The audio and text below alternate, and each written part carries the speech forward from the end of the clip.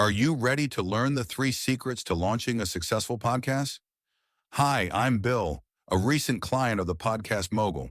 If you've been thinking about starting a podcast but aren't sure where to begin, he's got you covered. He is hosting a free webinar where he will share the 3 secrets that can help you launch, grow, and monetize your podcast without any fancy equipment or technical headaches. Click the link in the show notes to save your spot now and let him help get your podcast off the ground. Welcome to Invest in Yourself, the Digital Entrepreneur Podcast. Join the podcast mogul Phil Better as he interviews successful entrepreneurs that make their living in the digital world. Now, let's join your host, Phil Better, and his special guest today on Invest in Yourself, the Digital Entrepreneur Podcast. Welcome back to another exciting episode of Invest in Yourself, the Digital Entrepreneur Podcast. I'm, of course, your host with the most, Phil Better, and today we have a guest who is truly the master of crafting and navigating dream careers. They are a dynamic force in the world of career development and creative freelancing. From her early days as a professional dancer and choreographer to a role as an adjunct dance professor, our guest has dedicated her life to helping others build sustainable and fulfilling careers. She is the founder and CEO of Career Steward, where she leverages her expertise as a certified business coach and career strategist to guide professionals towards fulfilling their ideal path. Their impressive journey includes authoring the Freelance Dancer's Roadmap and contributing to over 100 insightful articles on career and business topics to top national publications. Whether you're a creative freelancer, transitioning careers, re-entering the workforce, or pursuing a side hustle, our guest has the tools and wisdom to help you live your purpose and love your work, which we all want. In this episode, our guest will share her remarkable experiences, offer actionable advice on building a career that aligns with your passions, and discusses how you can turn your dream into reality. Hi, I'm excited for this. So get ready to gain invaluable insight from a true expert in career stewardship. Please welcome our guest, Shaté Hayes. Shaté, thank you so much for being here. Did I mess up the name again? No, that was perfect. And what a lovely intro. I loved all that sauce you put on it, Phil. Like, that was hot. I like that. You're welcome. I look to be the MC, the hype man of this podcast. I'm not the star. You're the star. Oh, I just hype you up to get everybody ready for an amazing interview. So I thank you so much for being here. thank you for having me. I'm excited about today's conversation. All right. So we're going to start off right off the bat, Shaté. Why? Why did you become an entrepreneur? What was it that made you decide to go from, not the corporate world, but into the world of like freelancing and all that fun stuff?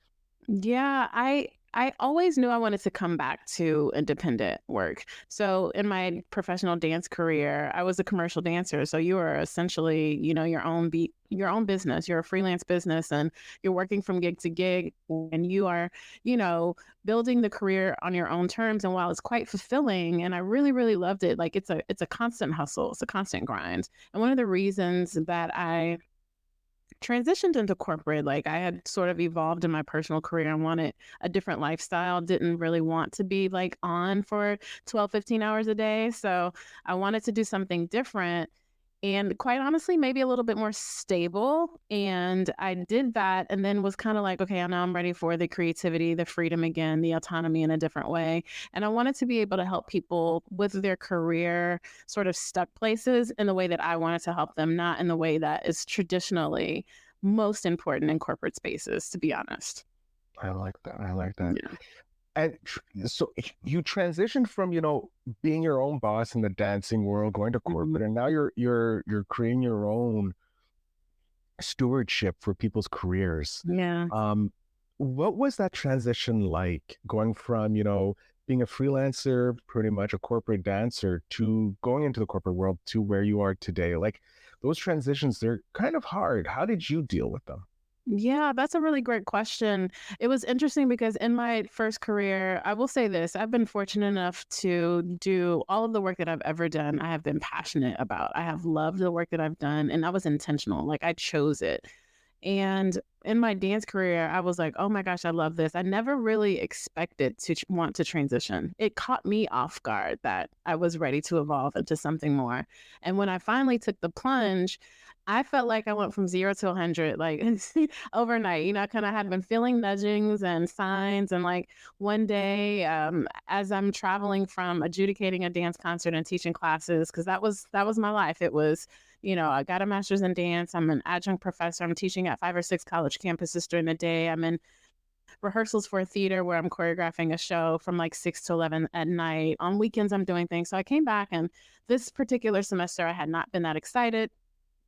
And, I was just kind of like going through the motions where typically I'm like so ready for the semester to start. And then one day as I'm traveling back to where I was living at the time, I was kind of like, yeah, I think I'm done with this. I'm ready for something new. I'm ready for something more.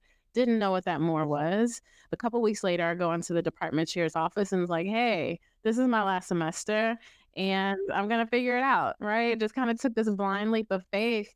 And I don't necessarily always recommend that.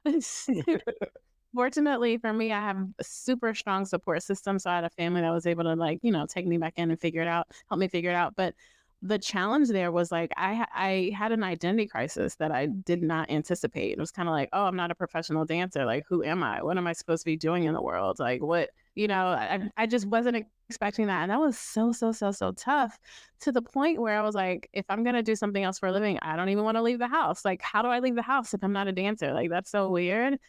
But by the time I finally got to the place where I knew what I was looking for, so I'll just say that whenever there's not alignment, and I hope that can be a takeaway, when you don't have alignment in something, you're gonna stay stuck. Like you're not gonna move forward in the path if there isn't an alignment between who you are and what the target is. And I finally found that, and it was in the career space, which I had been doing all along. I don't know why it wasn't obvious to me, but it just wasn't. And I made the choice to go into the corporate space and say, be my authentic self. So I led with, I was a professional dancer. This is how I helped my students. This is what I did in the world. While everyone else came from like HR backgrounds, recruiting, corporate spaces, I was like, yeah, this is who I am. And this is, yeah, I'm here and I'm gonna do it. So that was the one transition. The transition from corporate back on into my own wasn't as difficult, because throughout this whole time I have been investing in coaches and programs and like learning the things that I didn't have when I was freelancing initially, learning about the corporate space and how to lead teams and, put out big projects and things like that. So I feel like it was the right time. I was taking all of the things that I had learned, all the things I experienced, to put out into the world the thing that I was ready to put out. I love it. And what made you decide or focus on helping others in their career transition? Because that's a huge burden, if you will, to take on, because you Yeah. have these people who are trusting you with the next step of their livelihood, the next iteration of who they are. And as entrepreneurs, we know we go through iterations like we're turning a page in a book. Yeah. How did you what made you decide, like, yeah, I'm going to take this on? Because you were dancing before, which, yeah, that you're helping people become versed in something that you have a degree in, you understand this whole space. Mhm. And then you're like, okay, I'm going to help people in the corporate world. But then you're like, in the corporate world, it's kind of safe. Everybody's going in the same trajectory. Everybody wants to be the CEO of the company, right? Everybody wants that big paycheck. But now you're going outside of the corporate world where everybody was like, well, I want to run my own business, or I want to do this or that.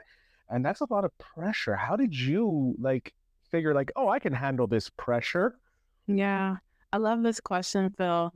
And for me, it's really, really simple. I remember so many moments in my dance career where I was like, oh, I love this job. I love that I get to do this. There was a moment where I was working overseas in Shanghai. I will never forget this moment. I'm on stage, and I had a moment where I connected with, for some reason, there was this one person that kept coming to our shows, and it was an intimate setting. So the venue wasn't that large. And so it was enough that you could even touch the people that you're performing for. And so I had been able to have a couple of conversations and actually connect with her. And after the show one night, she was just saying to me, like, oh my gosh, I would love to do something like that. I wish I could, have a career kind of like that. And I remember in this moment, in this tiny venue in Shanghai, saying to this person, oh, but you can. Like, it might look differently here. I don't know what the systems are like, but all you have to do is like find the right community, get planted. And I started to talk to her about what is possible. And it was such a moment of like, yeah, like, I love my job.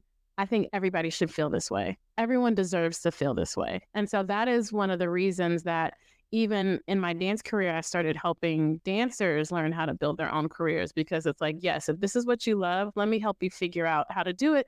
And more importantly than that, when I launched my dance career, I didn't have any information to like help me figure it out. It was like the internet wasn't really a thing like that for real. And there definitely wasn't tons of articles. There weren't platforms to like where freelancers can thrive. It was just like Craigslist and like one other site. And like Craigslist is not where you build a dance career, by the way. So like as I'm I'm learning the way, I start like blogging and writing and sharing everything that I'm learning for my younger self. And it just so happens that there's a whole world of aspiring dancers who need the same information. And so it's that thing that everyone deserves to feel passionate and lit up about what they're doing. I think there's an article that's like, throughout the course of our lives, we spend 90,000 hours working, right? There's more data out there that says career dissatisfaction negatively impacts your health, negatively impacts your wealth. So if we're spending all this time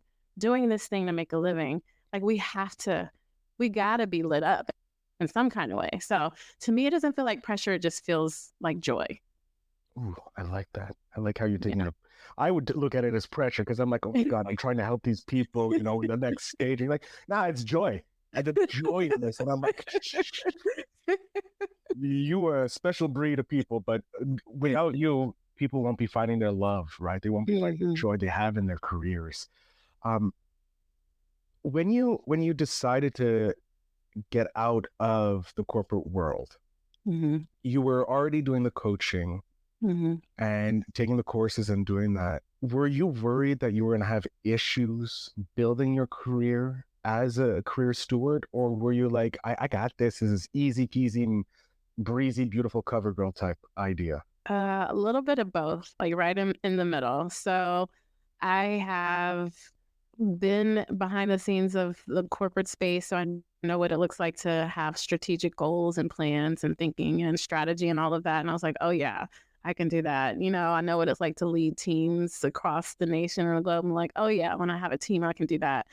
And I've done all this coaching and, became a certified business coach so I can learn like the back ends for myself, like what it's like to build at every stage of your business. And so there was a part of me that was like, okay, you got this. You have the tools that you didn't have the first time. But that does not exempt me from having to walk the process myself and trust the process as well. And so, fortunate enough to have, I built The Working Dancer, which is where all of those articles and content that I was talking about before. So I had a healthy enough list before that I kind of kept in touch with. And I reached out to them, was like, hey, this is what I'm doing now. So there's a captive audience in some regards that's there waiting, to continue connecting with me. But then there's still, I got to learn the market today. Like, what's the demand today? Who are my right people? Am I saying the right things to those people? Like, am I offering the right things? Am I offering it in a way that they need it? Am I enjoying it this way? So there's still all of these little things to finesse. It doesn't exempt me from the process. So I'll definitely say just in the middle of what you said, those two things. Definitely. Yeah. I'm interested because you've gone from, and your roles have spanned very different: professional dancer, career coach, ed tech executive. How do you see the intersect of creativity and career development in evolving, especially with freelancers and those in the gig economy? How do I see the intersection of creativity and career development evolving? Yeah. That's a really interesting question. I love this kind of question. I love intersectionality, so I appreciate the question. Actually, in grad school, my graduate thesis research was on the intersection between creativity and divinity. And so that's probably why I speak so passionately about purpose, because I feel like all of us were put here to do something, like we're called here to do something. I personally believe that calling has something to do with being in service to the people around us. And so in terms of creativity and career development, I think that as artists, or the artists that I've been around in these spaces, there's so much conversation about how to develop your art, how to develop your creativity, what the technique of it, how to develop your craft. And so that's really key. But then there's also this whole other career business building side of it that is equally important. And I would say that I was probably one of the early voices speaking about it in a consistent way. specifically for dancers. And now there's it's everywhere. And there's so much, I think, out there, which is a great thing, where they're trying to have like business expos and events for creatives, like trying to figure out like how to help them have, I think, a body of work in a sustainable way. I think that there's still more work to be done there. I think that there's definitely way more conversation about the gig economy, which is great because there's so many folks in the gig economy. I think Upwork even posted something not too long ago about the millions of people that are like participating in the gig economy in some type of way. And that doesn't mean that everyone is 100% freelancing. There are still people who have their 9 to 5 and they're doing something on the side. They're on platforms like Fiverr and Upwork and Contently and like all of these things, or they're Etsy is like a huge kind of gig economy place. And so I see that. I guess what I want to say about the intersection there is that there are so many people participating in it. I think that the discourse on it is definitely evolving. I think people are having better tools to sustain a life in that world. And I just think it's a beautiful thing. So I'd like to see where it continues to go for sure. Where do you hope it goes? I hope that there's a world where when people are having a conversation about, what do you want to be when you grow up? Even though I don't like that question to kids, but when there's a world, so maybe it's not like when you grow up, maybe it's like a teenager or something, and there's a conversation, or college student, and there's a conversation about what would you like to do, at least for the foreseeable future. I would like for there not to be as much fear and uncertainty around something that is not a traditional 9 to 5. I would like for people like myself, when they say, I want to see what it's like to be a dancer, or I want to see what it's like to be insert whatever creative practice that they choose, that the world, families, the communities know enough about that to support them to say, oh, you can do it. Because I think what we've seen in the past is just like, if you're an artist, you're famous, like you either make it, like you're either Beyonce or you're poor, right? And so there's like no in between. When the truth of the matter is, while it might be difficult, or maybe while it might be less known, there are so many artists and creatives making a living doing what they love. And we need to see more of those models, and we need to have more conversations about what those models are. And so when I'm working with someone, I really love to figure out how to translate the things that they love into a livelihood that makes sense for where they are and what's important to them. And so, yeah, I just hope that there's a world where it's more understood, it's more acceptable, and it's not like seen as this sort of out there, I don't know how you're going to do that kind of world of work. I like that. Let's say we have someone who's kind of like on the fence. They're looking to transition. They're not sure what they should start doing or looking at. What would your advice be to them when they're just on that cusp? What should they start to do to prepare for that transition into the new career of what they're passionate about? Yeah, great question. I am a firm believer in building your career, your business from the inside out. And so when people traditionally or typically start to look for the next thing, they start to look everywhere else but within. They start to look at what jobs are available. They're checking job boards. They're, having conversations. And I believe that people should start inward. So the first place to start is self-reflection. Maybe if you've done strengths assessments before, like pick another one up to see if your strengths have changed. That could be DISC, that could be Strengths Finders. Do reflections on what your values are, like what's important to you. Why do you feel like you're ready to transition from where you are? What is it? Have you outgrown it? Is it toxic? Are you not learning enough? Is there no advancement opportunity? Like what's the thing that you don't want? And then be very, very clear about the thing that you do want. And then also be very, very clear about who you are. And then use that information to start to feel your way into like what the next path for you might be. What are some of the stumbling blocks that you faced in your journey? Because those are the biggest things I think people have. Like they see people like are successful being able to transition from role to role or career to career like yourself, and they don't realize that there's stumbling blocks. There's those issues that we hit as entrepreneurs or as career people, and they just think that we get them like easy peasy, like it's simple.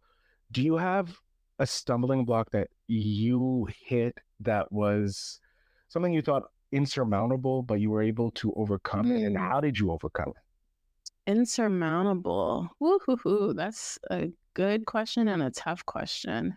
it? And a The $10 word. the obstacles, I don't know if they were insurmountable, but they're consistent. I guess that's probably a better word. Okay. And I know that people tend to give up when things get hard.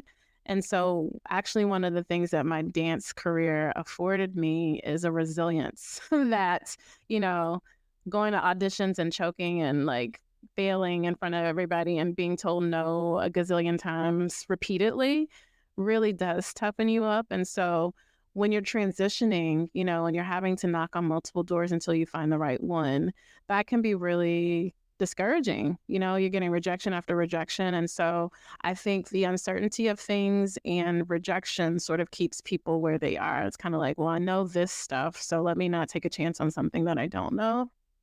So for me, in terms of like how I got over it, I just know to keep going, right? Like, so when it is tough, and I know that can be easier said than done, but I don't know if it's helpful for someone to maybe think about the nose as a data point, right? So if in a world where people are really talking about like going with the flow, what it means to go with the flow, and flow really means like wherever the energy is directing you, like that's what you're going to pursue. So a closed door is really just a redirection. And so if it's not this role and this role or this role, if it's not this type of business or this type of project, then what is it? So keep reflecting, keep learning about yourself, keep investing in yourself, and then like keep opening, like keep knocking on doors, keep having conversations with people. And then eventually the right door, the best door, hopefully will open. So it feels a little cliche and I wish I had something more to offer, but it's really like all the rejection, and the only way to just overcome rejection is to keep going, quite honestly. There's no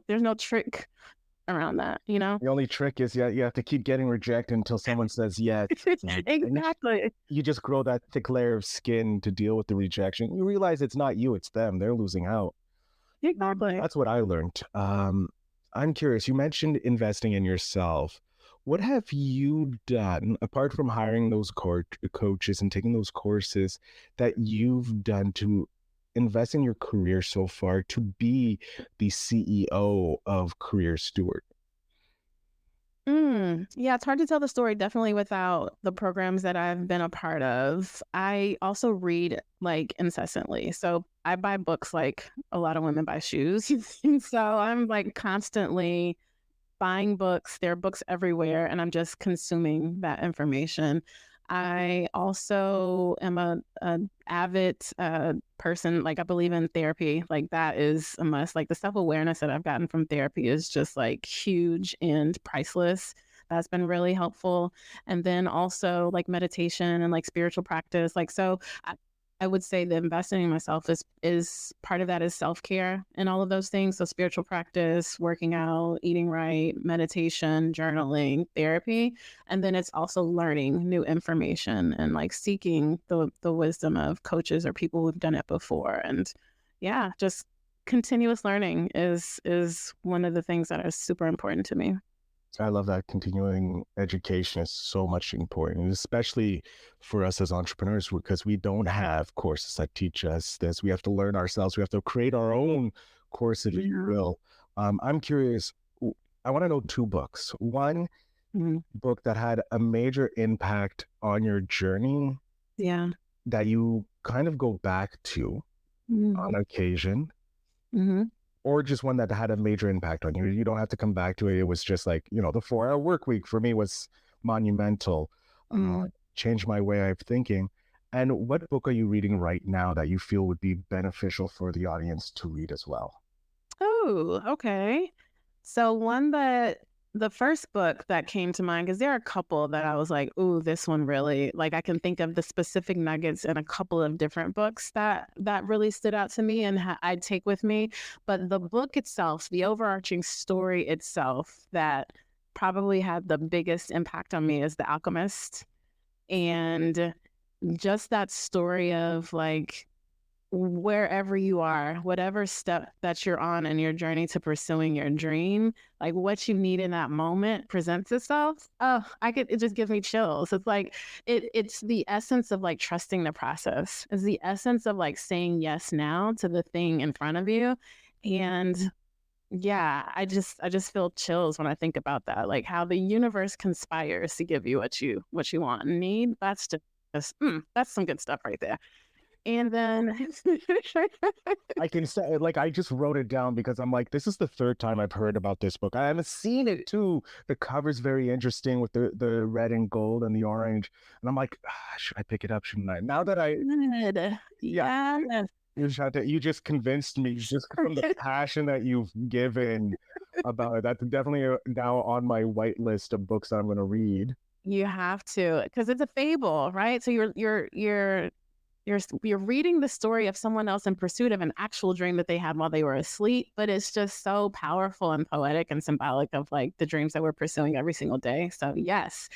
And let's see, I'm looking at a couple of books in front of me. I'm like, should I say one of these? I'll just be honest and say what I'm currently reading, but I don't know if I've gotten far enough into the book to say much about it. But I'm reading The Abundance Code right now. How to Bust the 7 Money Myths for a Rich Life Now. And so, yeah, to TBD so far. I'm enjoying the stories in it, but I think the author has really talked about how she had the experience of having wealth as a child through her parents, and then they lost it all in divorce, and then she built her way back up as a wealth professional, financial professional, and then lost it. And like, so all the things that she learned about like having and not having wealth and are how we think about it, because we know all the things are a mindset thing. So Yeah, it's everything. It's just, if you can see it, you can create it, you believe it, it comes to fruition. And that is something that is monumental that's shown up in my life. I'm pretty sure more often in your life too, with your career, with everything you've told us so far.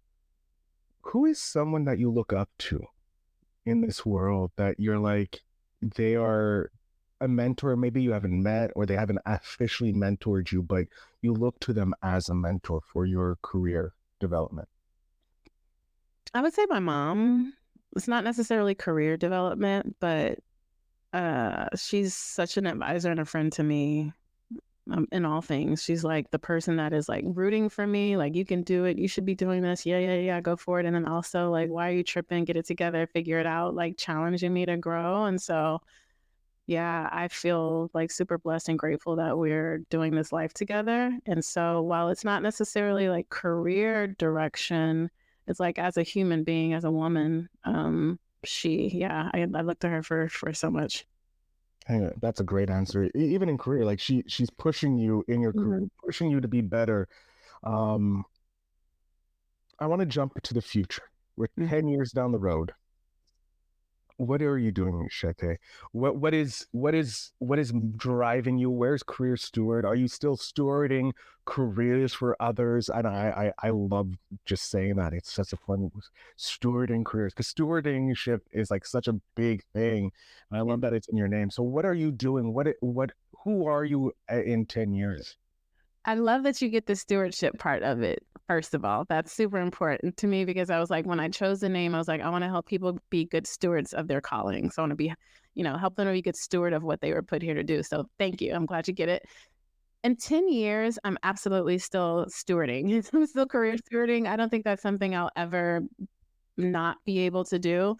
I would say I would like to continue helping more professionals tell their stories and make a living doing what they love. So if that looks like, I don't know, an exponential increase in like the number of folks that I'm helping, I would love to maybe be telling stories on an even larger scale. So meaning like, if Beyonce needs a book written, like holler at me. Like if I want to, let me help you tell your story. And then I would love to maybe even have a co-working space for creatives and like creative freelancers, side hustlers, entrepreneurs in my area. There's not any, I think, in this way that I'm imagining it, especially on the south side of town. So I see that coming into play in a few years. And then maybe even like a conference. Like I've been playing with the idea, like, what does it look like to have like a space, a learning space for creatives that is not just about the art, but it's a little bit of business, a little bit of art, a little bit of experience, and like a lot of networking. So yeah, I just see it like coming to life, I think, in different ways, but still around the essence of helping people live their purpose and love their work. I love it. And I love how you're like, because creatives, unfortunately, we're really good at creating stuff, Mm-hmm. running the business that we're not really creative on because it's not fun. It's the drudgery of life. You're Yeah. not creating anything. You're doing the same thing over and over and over again. Yeah. It's what makes the business run, but at the same time, it can drain you. What Yeah. do you do to keep yourself from being drained by doing those repetitive tasks that take to run a business? Yeah, every job, even if it's your dream job, has like a D column work. You know, there's this activity where you like A, B, C, D, and like your favorite things are A, B, and C, D, and not so much. Every job's got a D column work. And so for me, I just, I get it done, or I have a VA and she helps me get it done. And so I highly recommend team members to help you do the thing so that, as much as possible, we can be operating in our zone of genius. And then like the other things like someone else can help us with. When did you decide to hire that VA? When was it where you were like, oh, I need someone to handle this because if not, I'm not going to be doing it?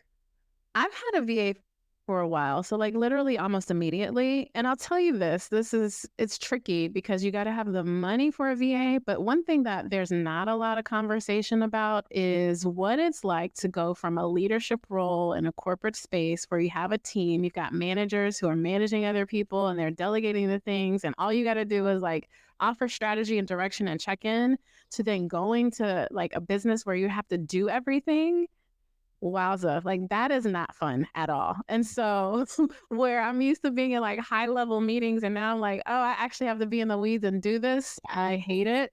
So I got a VA immediately because I was already early on feeling like, oh crap, I have to like do this very in the weeds thing and I don't like it. So depends on what your tolerance is for, if you independent work in that way, maybe you can hold off. But I needed one almost like immediately. I love that. Love that you got one immediately because a lot of us wait until it's too late and we get overwhelmed and then it's harder for us to hire because at the same time, it's like, it's our baby. We don't want to give away tasks. But you realize quite early on, I think it was beneficial that you were in that high level role beforehand and you say, hey, I'm going to delegate. Yeah. Who do you want to work with? Beyonce. Duh. Like I've said it. I know we said Beyonce, but we're talking in general. We know you want to speak with Beyonce, and we're going to try and make that happen. We're going to send this to her people and say, hey, Beyonce, you need to work with Shaté because she's going to help you out the best. When you want a career transition, maybe because he's had a few transitions. Maybe you need some help transitioning again. Who knows? Yeah. But overall, who is like your ideal client or person that you want to work with? I don't like saying client because I feel to them they're more like family to you and they're like part of your circle. So who do you want to work with? Who do you want to help bring to the next level? Yeah, I love working with creative types. And I say creative types because some folks feel weird about calling themselves a creative if they're not like making art or performing. Or even if they used to do it as a child and they loved it and then decided to take, the serious job because it paid the bills, but they've always wanted to kind of scratch a more creative itch. So all of those types of folks. And it's super helpful, I guess, if there's some sort of transition in the mix. And so that could look like either I was doing this type of work in a 9 to 5, but now I want to do this other one, or I've been out of the game for so long because I was caring for a child and now I need to get back into it. So like, what the heck do I do? Or it's like I'm in this corporate space and I either want to venture out back on my own or I want to at least start a side hustle on my own. And I stress the transition part because one of my favorite things to do, and that's like the essence of my support, is help them align on the match. Like, what's the thing that you're going towards? Like, where are we headed? And then to tell the story. Like, the story part is so important. I could not have transitioned from a professional dancer to a career coach in ed tech if I had focused on I've taught jazz and tap and ballet to all of these people for 15 years. I had to tell the story of how I was supporting my students, right, through their career outcomes or all of those things. So I think a lot of people just do their resume, put what they've done on it, and submit it. Or, even if they're trying to build a business and get clients and they just like, this is what I've done, this is what I can help you do. But there has to be a story behind it. It's got to be relevant. It's got to make sense. It's got to be compelling. And so I like to help them tell those stories. Oh, I think I can feel the storyteller in you, especially from the fact that you wrote a book. But I feel like even in your dancing, you were telling a story. So storytelling is something huge to you. I want to talk about. Are you planning another book? Ooh, Another book. That's a good question. I've thought extensively about that because I feel like what do I have to say? Like, what is it that I would want to say at this moment? I don't have that thing just yet. When I wrote the Freelance Dancers Roadmap, I was like, oh, people got to know. I had all these blog posts, right? And they were like one-offy subjects, but I was like, if I could make the collection of everything that I've shared into one arc of a story, let me do it. And I don't have that arc yet. So I'm still open to it. So I'm You open do to have it. an arc. I think you have the arc because you're a career steward, right? You're stewarding people's career. You stewarded your own, so Yeah. you have that story from, freelance dancer to corporate ed to now where you're doing now. So you have the outline of the scope of your story. Now you just need to fill in those gaps and tell the story parts of that. I think Yeah. that would be a very interesting book to read because it's a very different path that most people take. Because you went from a super creative world, which is dance, which like just look at the choreographers of dancers today. I not talking about the Olympic breakdancing, but we're gonna but like you have all these amazing dancers and the crazy not crazy, but impressive dances they do that fully creative. Then you went into something completely not technically creative, Yeah. career advancement. So I think you do have a story there. I think you just need to brush up, and I think you'll find it there. And I'm very excited to read that story or that novel. But we're coming to the end of the episode, which I hate because I'm having so much fun with you and learning about how you're stewarding the world. But I want to go back to the episode could be called stewardship for Shaté. But I want to go back to your 10-year-old self before you were stewarding anybody. You're looking for stewardship at that age. Yeah. What kind of advice, or what's one piece of advice you would love to pass back to your 10-year-old self? Mm. Two things that are coming to mind. One is keep following your joy. So yeah. And in this, keep following your joy. Like, don't feel the pressure to conform or to fit into any box. Just follow your joy. And then the other thing that is coming up, and I wonder if my 10-year-old self would understand it, but I'm going to say it anyway, like, trust yourself. Like, don't ever stop trusting yourself. Learn what it means to trust your voice, who you are, your perspective, how you're different. You don't always have to fit in. That's okay. Like, just trust. You'll be okay. I love that. I think learning to trust yourself at a young age is so important.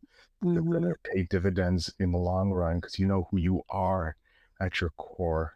Yeah. I'm going to digest this. I'm going to jump off stage while I digest this because that was an impressive piece of advice. Please let my audience know how they can connect with you and how they can get your help in stewarding their career.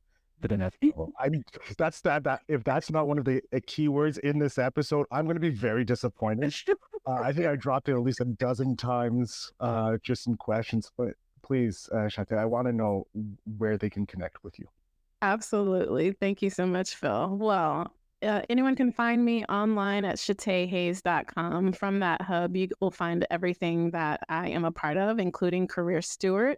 And on social media, I am at I am Shaté, and there's also links there to Career Steward. So if you start there, you'll be all good.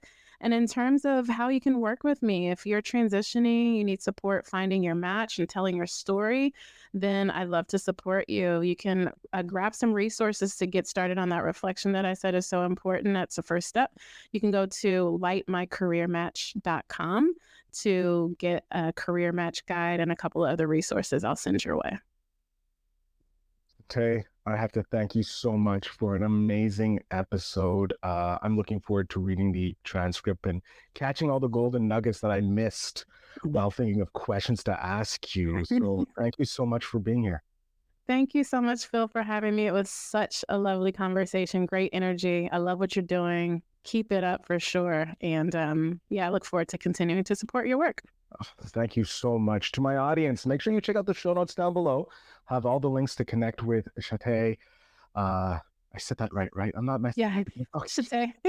Shaté, I'm worried. Like, Shaté, you can connect with Shaté down in the show notes down below. Make sure you pick up those free resources so that you can always remember to invest in yourself.